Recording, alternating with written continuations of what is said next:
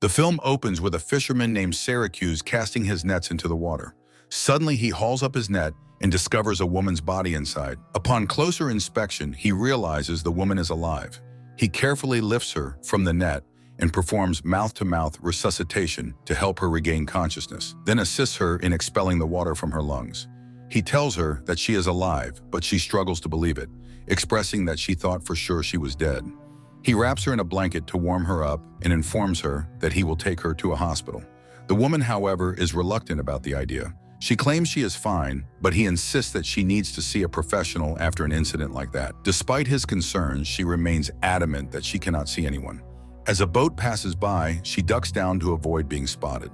Syracuse asks her name, but she responds that she doesn't know. Assuming she must have hit her head and lost her memory, he introduces himself as Syracuse. However, he claims people call him Circus, suggesting he's a clown. Understanding her desire to remain hidden, he takes her to his late mother's abandoned house in a remote area. He gives her his lunch and asks if she'll be all right alone, as he has somewhere to be. She replies that she will be fine, which surprises him, but he leaves nonetheless. Later, Syracuse arrives at his ex-wife's house to pick up his daughter, Annie, who is attending her dialysis appointment. Annie is disabled, and he carries her.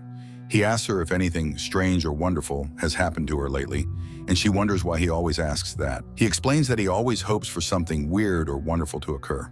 During the dialysis, Annie asks Syracuse to tell her a story. He shares a fisherman's tale of catching a woman in his net. Syracuse doesn't understand her question when she asks what kind of creature the woman is. Annie inquires if the woman is a mermaid or a selkie, but he admits he can't say for sure. Afterwards, Syracuse gets Annie an automatic wheelchair to help her move around. He brings her home where his ex-wife Maura informs him that Annie needs a kidney transplant, but the doctor still hasn't found a match. Syracuse returns to the mysterious woman and is surprised to find she is still there. She questions his surprise, and he replies that he is half sure he dreamt the entire experience. As he prepares to go fishing, the woman asks if she can join him. Initially, he warns her that having a woman on a fishing boat brings bad luck, but he changes his mind and takes her along. Syracuse struggles to catch anything as usual.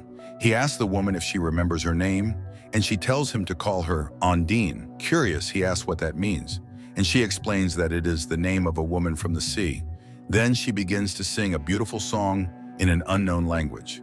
As she sings, Syracuse pulls up his lobster trap and finds that he has caught several lobsters, which surprises him. He throws in another trap but pulls it up empty.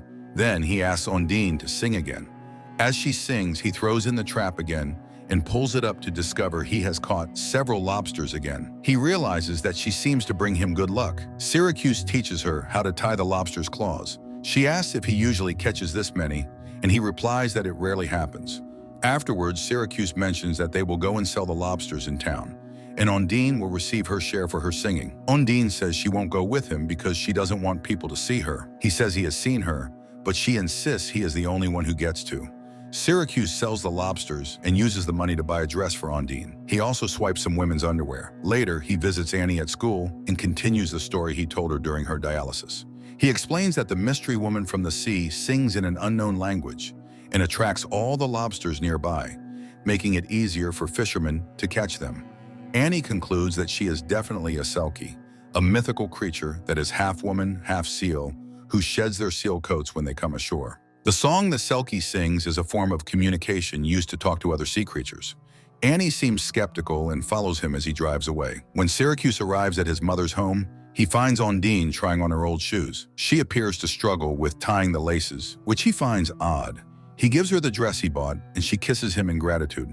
He asks her how long she plans to stay, and she replies that it will depend on him. He responds that if it depends on him, she can stay forever. Meanwhile, Annie secretly observes the situation and researches selkies to determine what is happening. Later, Syracuse arrives at a church to confess. He tells the priest that he is an alcoholic who has been sober for over 2 years, but his ex-wife still drinks, and he wants to free his daughter from her influence.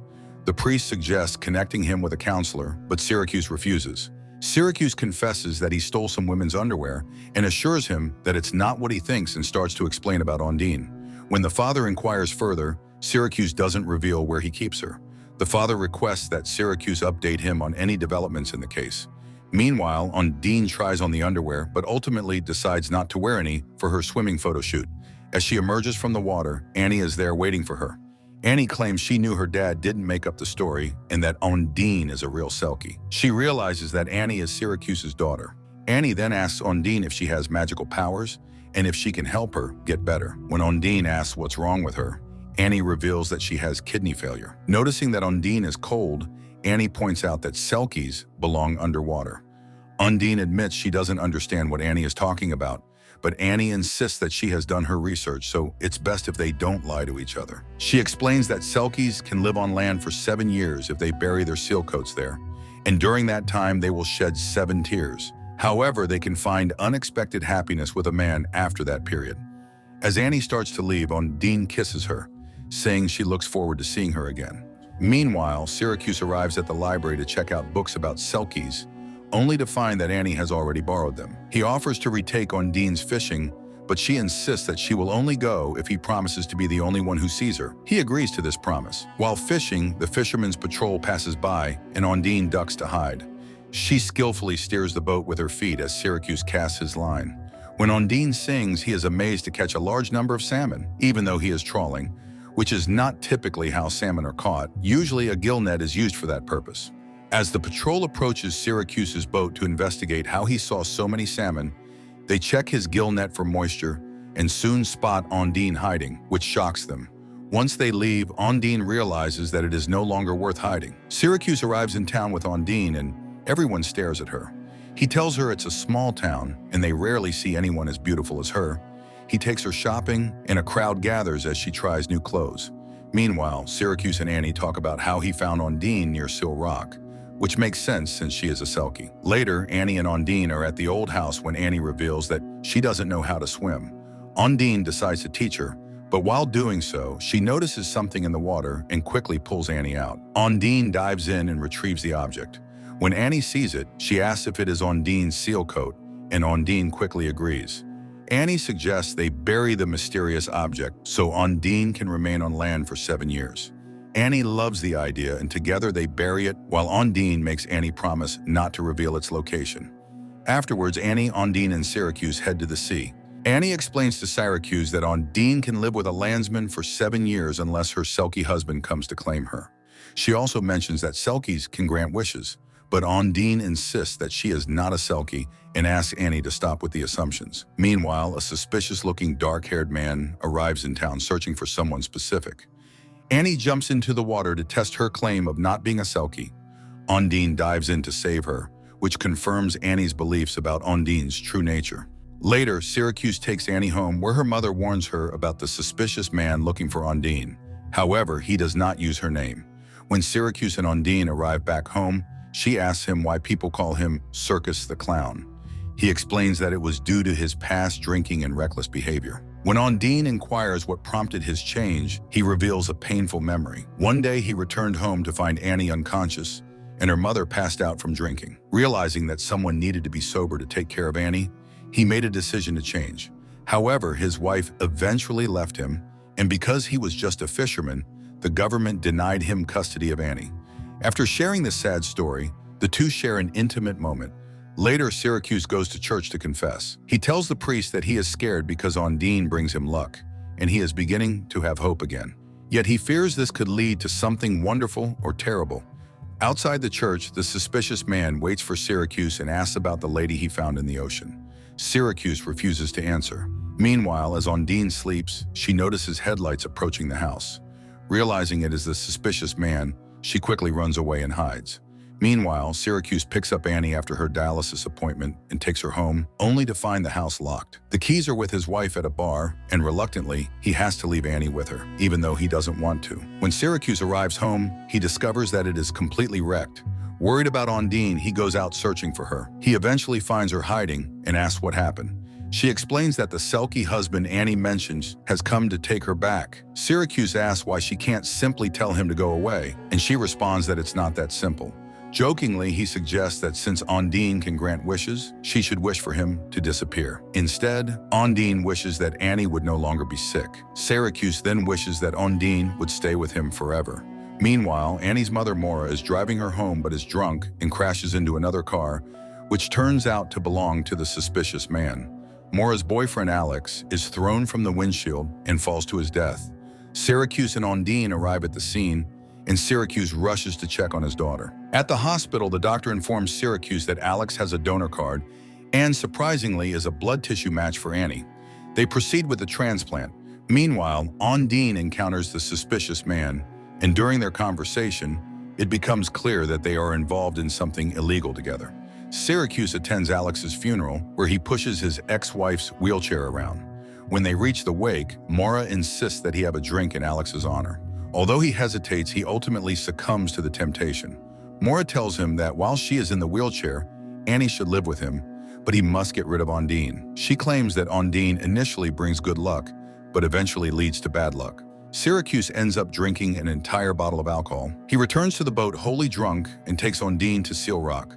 There, he sits her down and pretends to return to the ship to fetch another bottle, but instead, he leaves her alone. ONDINE desires to say goodbye to Annie, but Syracuse ignores her. He insists that their kids don't belong together and that she should stay and sing to the seals. Later, Syracuse wakes up in a tree, and the father comes to help him down. Syracuse then picks up Annie from the hospital and brings her home. She asks where ONDINE is, and Syracuse tells her that ONDINE's selkie husband has claimed her.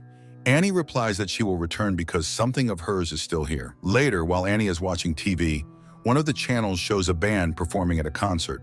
Syracuse recognizes the song as one that ONDINE sang on his boat. Realizing it is an actual song, he understands she is a natural person, not just a selkie.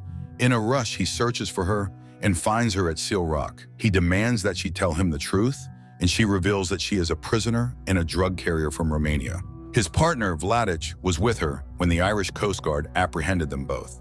He forced her to take the drugs and swim away. Although she is a good swimmer, the Irish waves overwhelmed her, which is when Syracuse came to her rescue. When Syracuse asks for her real name, she tells him it's Joanna. Later, Joanna and Syracuse return home, only to find Vladic already there. Vladic and his accomplice threaten to shoot Syracuse and Annie unless Joanna reveals the location of the drugs. Joanna leads Vladic to where she buried the drugs, but to her dismay, she discovers that they have been moved.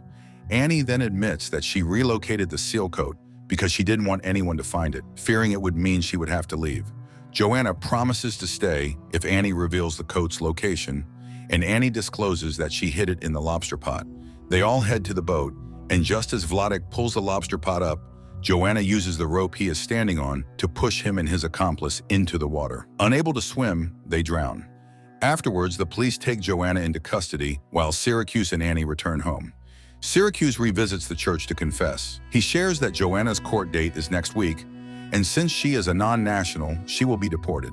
However, if she were to obtain nationality, she could stay, but someone would have to marry her. The priest smirks and muses about who that might be. Later, Annie helps Joanna into her wedding dress as Syracuse arrives in a fancy suit. The three of them set off on the boat towards the wedding ceremony, with all the fishermen in town watching as Syracuse kisses his stunning sea creature bride-to-be.